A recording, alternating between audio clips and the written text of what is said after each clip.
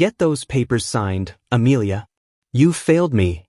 Those were the last words she heard before he walked out, leaving her weak, holding their newborn daughter. The room reeked of antiseptic and heartbreak. Nurses froze. One even whispered, "He's not serious," but he was. In that moment, in a hospital room meant for miracles, a man buried his marriage beside the sound of his baby's first cry. He didn't know that cry would be the echo of his downfall, the beginning of a story he would never forget. Before we begin, please like, subscribe, and tell me in the comments, where are you watching from? United States, Canada, Malaysia, UK, Australia, Jamaica. The night had been long and painful. Amelia Mallory had endured 16 hours of labor at the Bloomington Community Hospital in Indiana. Her husband, Victor, never stayed by her side. He lingered in the waiting room, pacing like a man calculating business losses, not awaiting his child's arrival. For months, Victor had obsessed over one thing: a son. An heir, as he liked to call it. He'd spoken it so often that Amelia had started to feel like her worth depended on chromosomes she couldn't control. When the doctor finally handed her the tiny, pink-faced baby and said, "It's a girl," Amelia smiled weakly through tears of relief and exhaustion.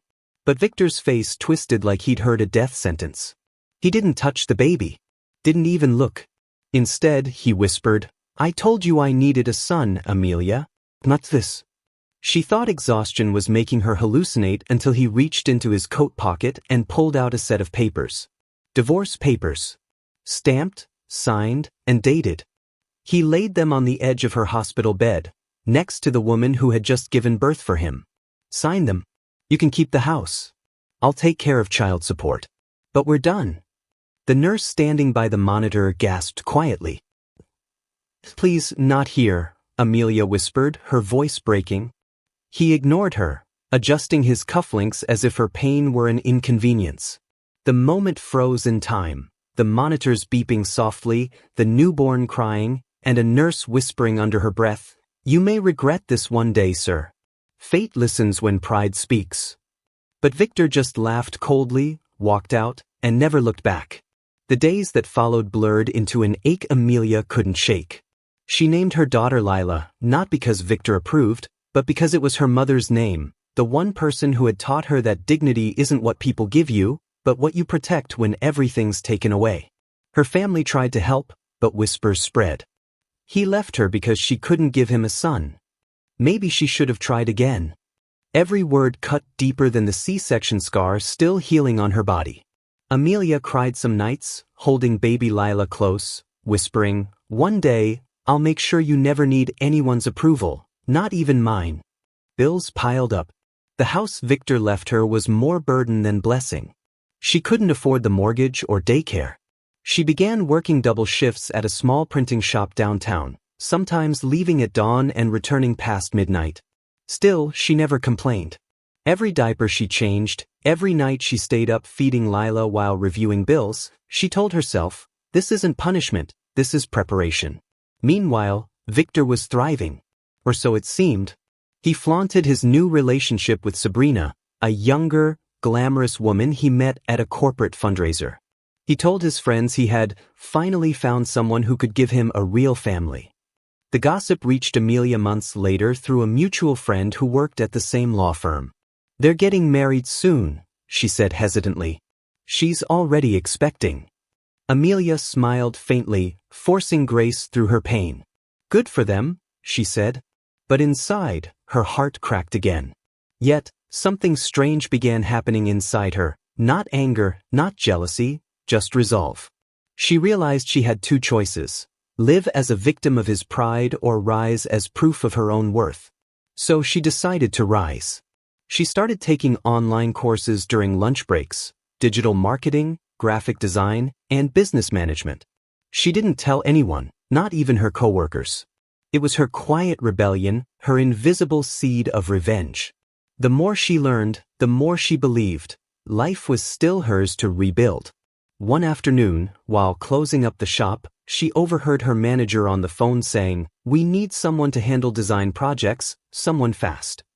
Amelia hesitated, then spoke up, "I can do it."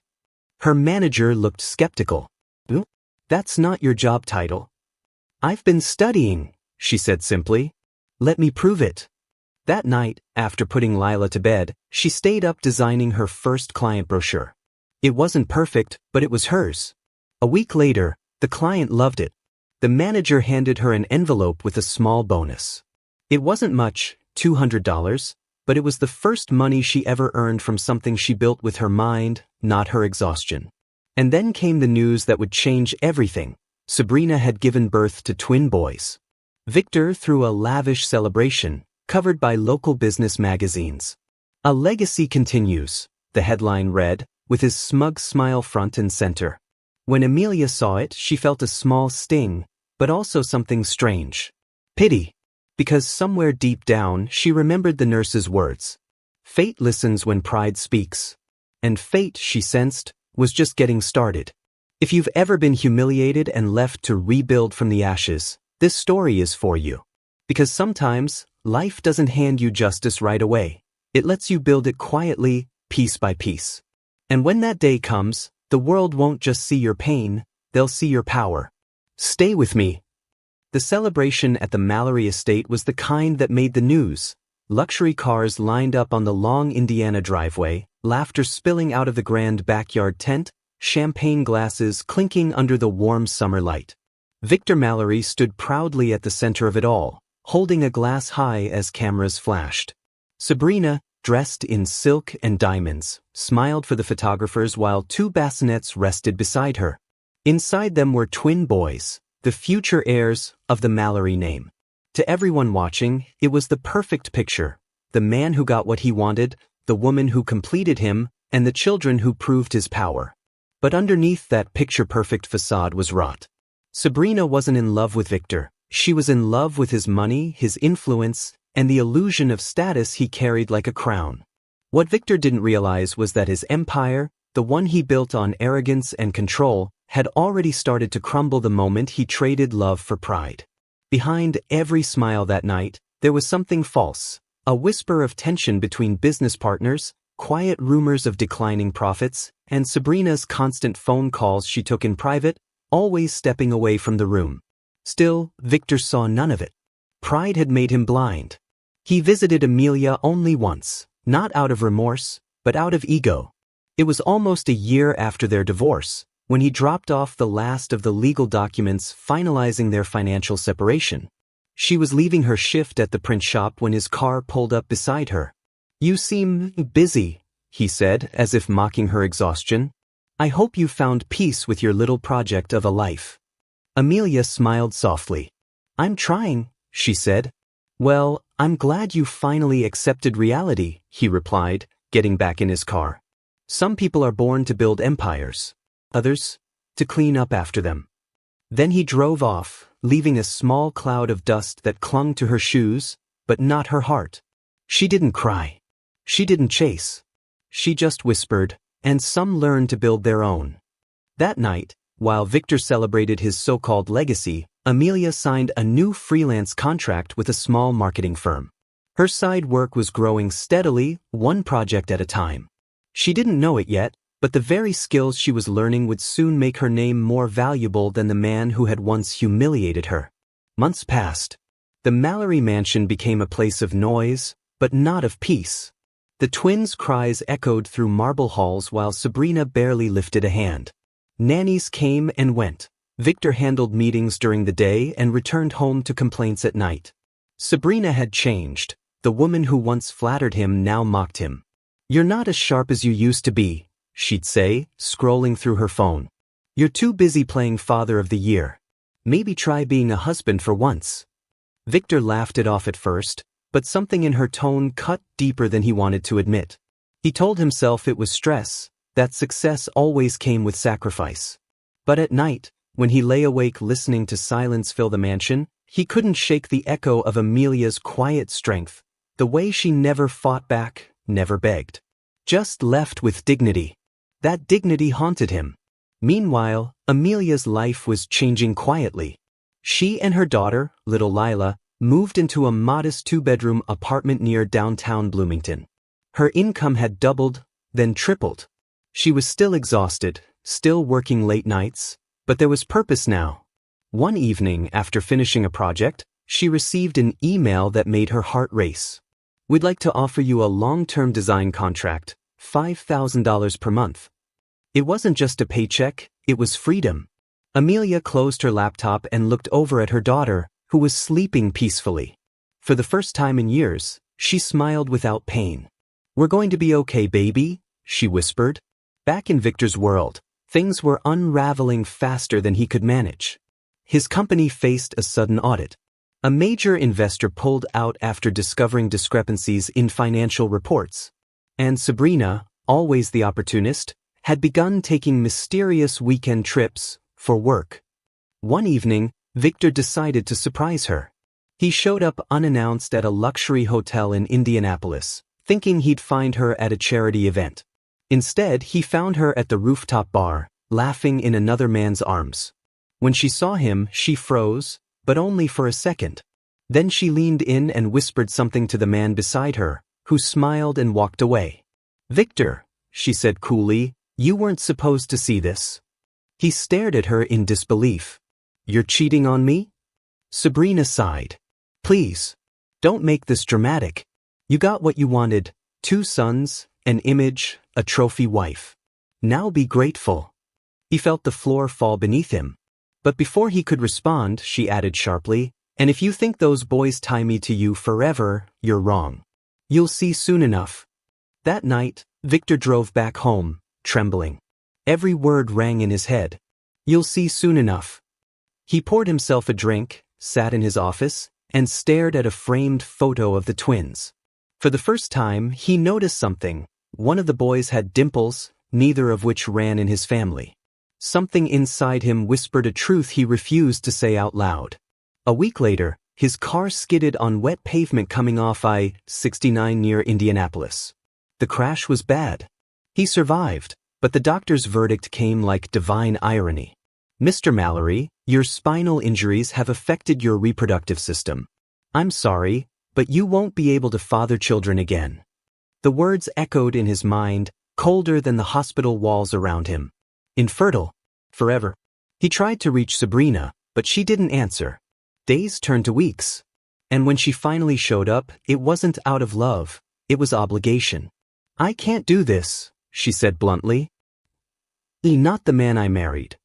And before walking away, she whispered the one thing that destroyed him completely. "Those boys? They were never yours." He stared at her, pale and trembling. "What do you mean?" She smirked. "You'll find out when the DNA results come in. You might be good at business, Victor, but you were never good at seeing the truth." The next morning, a small white envelope arrived. The results were there, in black and white.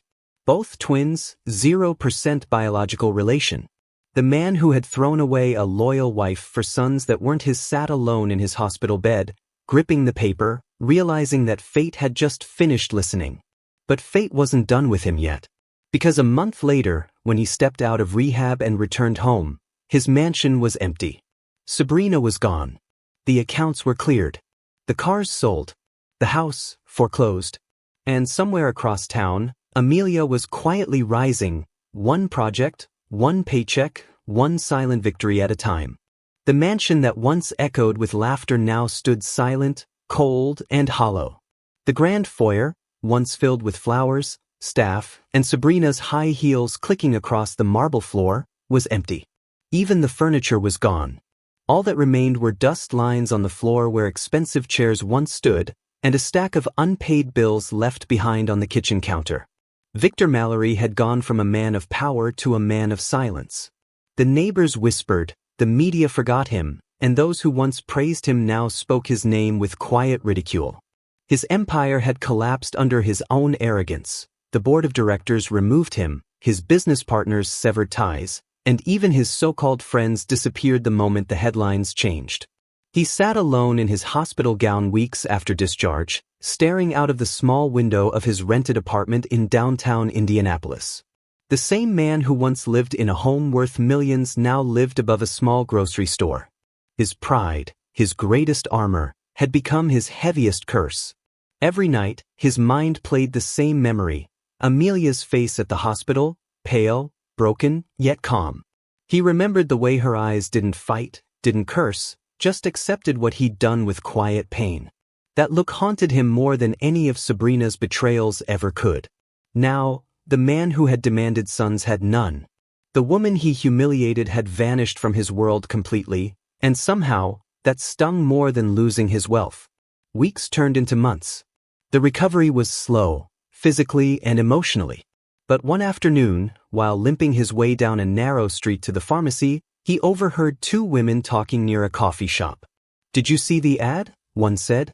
"That local entrepreneur, Amelia Hart, she's doing free design workshops for single mothers next week.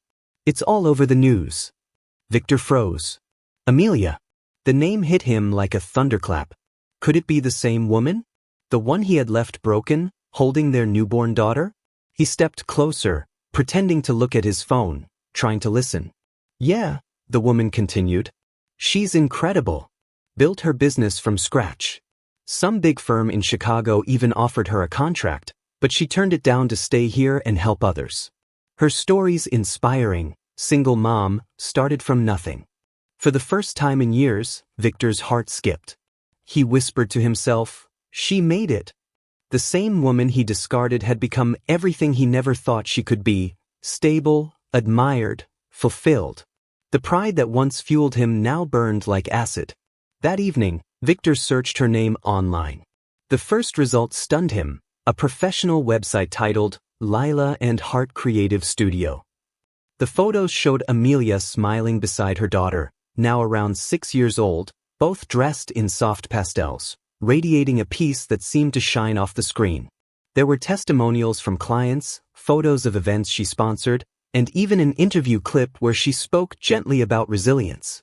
"Sometimes," she said, "we mistake rejection for failure. But rejection can be a redirection. If you let it, pain can build something stronger than pride ever could." Victor paused the video, frozen. She didn't mention his name, not once. She didn't need to. Her success was the loudest answer to every word he'd ever thrown at her. He closed the laptop and stared at the ceiling.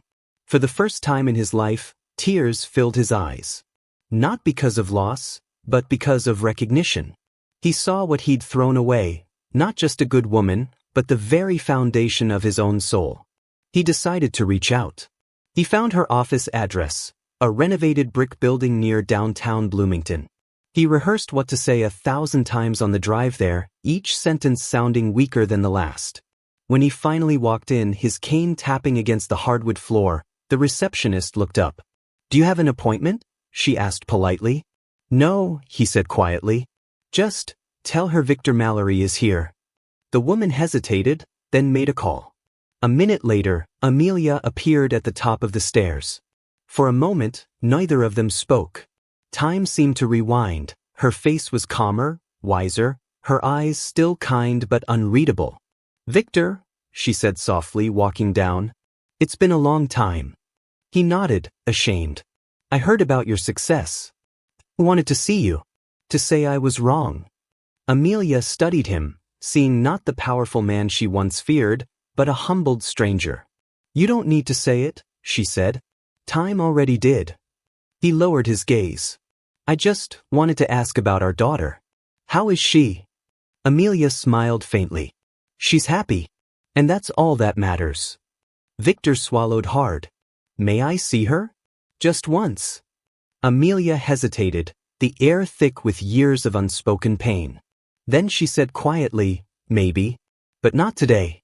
She deserves peace, and you still have to make peace with yourself first." She turned to leave, but before disappearing through her office door, she added one last thing. "Victor, pride destroys faster than time. But humility rebuilds what pride burns down. I hope you find yours." And with that, she was gone. That night, Victor sat in his car outside her building for nearly an hour, watching the light in her office flicker through the window. He thought about everything he'd lost, not his money, not his empire, but his humanity. He drove home quietly, no music, no calls. Just silence and regret. Yet somewhere inside that silence, a flicker of understanding finally sparked. For the first time, he didn't feel angry at fate. He felt grateful for the lesson. Because in losing everything, he had finally learned the value of what he once had. If you've ever lost something, or someone, because of pride, you know that silence after regret feels heavier than any punishment. But sometimes, losing everything is the only way to hear what life's been trying to say all along. Don't scroll away, because this story isn't over. The ending might just remind you what forgiveness really looks like. The days after Victor's visit to Amelia's office were strangely quiet. For years, his world had been filled with noise, the sound of phone calls, business meetings, dinner parties, and self-importance. Now, there was only silence. He'd wake up every morning to an empty apartment, fix himself instant coffee, and stare at the blank wall across from him. His reflection in the window didn't look like the Victor Mallory he once knew, the man who demanded perfection, who believed control equaled success.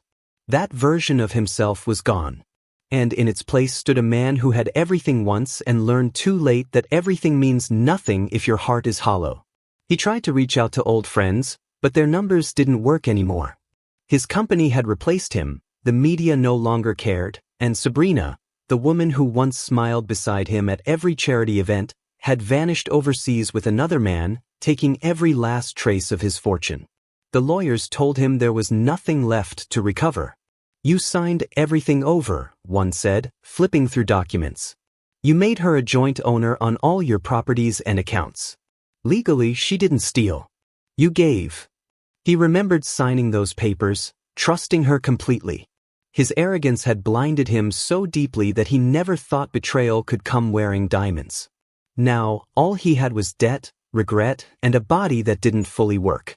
Amelia's world, on the other hand, had changed in every way. Her business, Lila and Heart Creative Studio, had grown into one of Indiana's most respected boutique agencies. Clients from neighboring states came for her branding work, her empathy, and her calm approach to leadership. She wasn't rich, but she was stable, emotionally, spiritually, and financially. Her daughter, Lila, was now 7, bright, curious, and full of questions about life. Sometimes she'd ask, "Mom, where's Dad?" And every time, Amelia would pause, smile softly, and say, "He's figuring things out, sweetheart." Some people take longer to understand what love really means. There was no bitterness in her voice, just truth. What Amelia didn't know, however, was that Victor had started attending her public workshops, anonymously. He would sit in the back row of the community center, hidden under a baseball cap, listening as she spoke about rebuilding, purpose, and forgiveness. She talked about faith, pain, and the power of quiet perseverance. But she never mentioned him. Not once. To Victor, that was more painful than hatred, because it meant she no longer carried his name in her wounds. She had healed. And he was still bleeding. One cold evening in early December, Victor returned home from a physical therapy session. The snow fell softly outside, coating the streetlights in white. As he climbed the narrow stairs to his apartment, he found an envelope slipped under his door. Inside was a small invitation card. Community Awards Night, honoring local leaders who inspire change. At the bottom, printed in gold, was a familiar name. Amelia Hart, recipient of the Resilience Award. Victor sat down slowly, the card trembling in his hand. She had become a symbol of strength, not because she fought him, but because she overcame what he left behind. For a long time, he stared at that card, torn between shame and pride. Then, without overthinking it, he decided to go. He told himself it was closure, that seeing her one last time, happy and whole, would help him finally let go. The auditorium buzzed with warmth and laughter that night. Rows of families filled the seats, children ran up and down the aisles, and volunteers passed out programs. Victor stayed near the back, avoiding attention. When Amelia walked onto the stage, the crowd erupted in applause. She looked radiant, confident yet humble, her voice calm as she accepted the award. She spoke about how life had broken her once, and how rebuilding meant choosing forgiveness over bitterness. Sometimes, she said, we think strength means holding on. But real strength comes from knowing when to let go, and when to rise again. Victor felt something tighten in his chest. Every word hit like a mirror. one reflecting everything he had refused to see years ago. And then she said something that made his eyes well with tears. I used to think failure meant the end of your story. But sometimes, it's just the painful chapter before you finally learn who you were meant to be. He lowered his head, unable to stop the tears. When the ceremony ended, he waited until most people had left. Then he limped toward the stage. Amelia was talking to volunteers, smiling as she signed a few papers. When she saw him, her expression shifted, not angry, not surprised. Just come. Victor, she said softly, as if she'd been expecting him. He nodded. You were incredible up there, he whispered. I'm proud of you. She smiled faintly. Thank you. He hesitated before speaking again. I don't expect forgiveness. I don't even deserve your time. But I wanted you to know that. I see it now. Everything I destroyed. Everything I lost. Amelia looked at him, really looked, and for a brief moment, she saw not the arrogant man who had broken her, but the humbled one standing before her, small and fragile. You can't change the past, Victor, she said quietly. But you can let it change you. That's what life tried to teach you all along. He nodded slowly, his throat tightening. And Lila? He asked. Amelia's eyes softened. When she's old enough to understand, I'll tell her who you were. And maybe, if you're still trying to be better, she can meet you. But right now, she's living a life free of pain, and I intend to keep it that way. Victor swallowed hard. I understand. She turned to leave, and as she walked away, he whispered, barely audible. I'm sorry. She didn't turn back. But her hand brushed the corner of her award plaque as she said softly, I know. When Victor returned home that night, he sat by the window, watching the snow fall outside. His phone buzzed once, an automated reminder from the therapy clinic. But he ignored it. For the first time, his heart felt both heavy and light. He realized forgiveness wasn't something you received from others. It was something you had to earn by becoming the kind of person who would never hurt them again. The next morning, Victor received an unexpected letter. It was from Amelia's office. Inside was a handwritten note. There's a community event next month for underprivileged children. We could use volunteers. If you're ready to rebuild, start there. At the bottom, it was signed, a heart. Victor smiled for the first time in years. Maybe redemption had finally found its way back to him. The letter from Amelia sat on Victor's kitchen table for 2 whole days before he found the courage to open it again. He'd read it the night it came, the delicate handwriting etched into his memory. If you're ready to rebuild, start there. At first, he wasn't sure if she meant it or if it was her polite way of saying goodbye. But the longer he stared at the letter, the more he felt something stir inside him. Not guilt, not shame, but purpose. A quiet, unspoken calling to finally do something good, something selfless, something that wasn't about him. So the following week, Victor showed up at the Bloomington Community Youth Center, the same place where Amelia's team had organized the event. The morning air was brisk, sunlight spilling over the parking lot as parents dropped off their kids. Inside, volunteers bustled around, setting up tables of books, food, and winter clothes. When he walked in, heads turned. Some recognized him, the once powerful businessman whose downfall had made local news. A few whispered, others stared. But he didn't let it stop him. He signed his name on the volunteer sheet and quietly started stacking boxes. The work was simple, handing out hot meals, sorting donated clothes, keeping the kids entertained. But every small act chipped away at something hard and cold inside him. One little boy, no older than 6, tugged at his sleeve while holding a sandwich. Sir, the boy said, smiling through missing teeth, thanks for helping. Victor froze. Those words hit him harder than any insult, any punishment. No one had thanked him in years. He knelt down, smiled faintly and said, You're welcome, kiddo. That night, as he left the center, something felt different. For the first time since his world fell apart, he felt a small piece of peace returning to him. In the weeks that followed, Victor kept showing up. Every Saturday, rain or shine, he'd volunteer at the center. Sometimes he'd organize supplies. Other times he'd read stories to the children. He didn't talk much about his past, but the staff noticed something in him that couldn't be faked. He was humble now. Patient. Present. And slowly, piece by piece, people began to trust him again. Amelia, who oversaw the event's funding through her foundation, eventually learned of his consistency. One afternoon, she decided to visit the center quietly. She didn't announce herself. She simply stood at the back of the room, watching.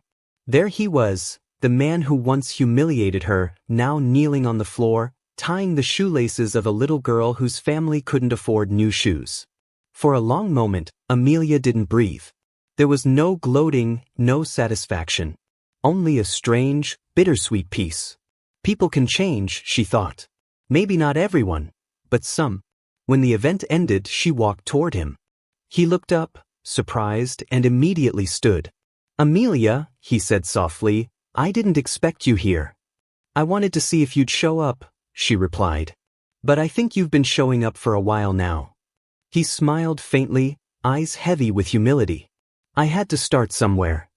There was a pause, long but comfortable. Then Amelia reached into her coat and handed him a folded brochure. "We're starting a mentorship program for single parents next month. We could use someone with your business experience. Think you could help?" Victor took the paper with trembling hands. "If you'll have me, yes." "Then we'll see you there," she said. She turned to leave, but just before walking out, she looked back once more and said, "For what it's worth, I'm proud of you, Victor. Not for what you were, but for who you're becoming." Her words settled deep inside him like a prayer. Months passed. The mentorship program flourished. Victor became a quiet mentor for young fathers trying to rebuild their lives. He didn't lecture, he listened. When he spoke from scars, not pride. He often ended his sessions with the same line. "Don't measure your worth by what the world applauds. Measure it by what you do when no one's clapping." Some nights, he'd drive past Amelia's studio, watching from afar as lights glowed from her office window. He never intruded, never tried to force forgiveness. He knew that what mattered wasn't being forgiven, but becoming someone who deserved it. Then, one spring afternoon, something unexpected happened. A familiar little girl ran up to him at the community park, bright eyes, pigtails, and the same smile that once melted his heart. It was Lila. She held a small drawing in her hand, a picture of a stick-figure man and woman holding a heart between them. "My mom said I could give this to you," she said shyly. Victor knelt, his hands trembling as he took the drawing. "Thank you, sweetheart. It's beautiful." Lila grinned. "Mom said you're helping people now. She said you're trying to be a better person. I think that's cool." He smiled through tears. "I'm trying, Lila. Every day." Then she did something he never expected. She hugged him. It wasn't long or dramatic. Just a brief, pure hug. But to Victor, it was more powerful than any award, any redemption speech, any apology. Because in that single hug, he felt something lift, years of guilt, pride, and pain, all replaced by quiet grace. As she ran back to Amelia, Victor stayed kneeling, staring at the drawing in his hands. It wasn't just a picture. It was a second chance. Weeks later, Victor began teaching financial literacy classes for underprivileged families. He never mentioned his wealth or losses. He simply shared lessons about humility, family, and faith. People respected him not for who he was, but for how far he'd come. And Amelia, she remained his quiet inspiration. They never rekindled romance, but there was something deeper now, mutual peace, mutual respect. They often crossed paths at community events, exchanging gentle nods that said everything words couldn't. For Amelia, it wasn't about revenge anymore. It was about seeing proof that even the proudest hearts can bend. And for Victor, every act of service became a way to say the apology he'd never fully spoken. One evening, during the community center's annual gala, Amelia stood on stage and said something that brought the room to silence. "Forgiveness isn't forgetting. It's choosing not to carry the weight anymore. It's freedom, not for them but for you." From his seat in the crowd, Victor looked down at the drawing Lila had made, now framed in his lap. And for the first time, he felt free. Sometimes, life doesn't punish us with thunder, it humbles us with silence. Victor learned that true redemption isn't found in wealth, revenge, or power. It's found in the quiet act of rebuilding what you broke, even if no one's watching. And maybe that's the part that speaks to all of us. Because we've all hurt someone, or been hurt by someone who couldn't see our worth. But if you've ever believed in second chances, in healing, in redemption, then stay with stories like this one. They remind us, it's never too late to change. Subscribe, not for me, but for the stories that still believe in people like you.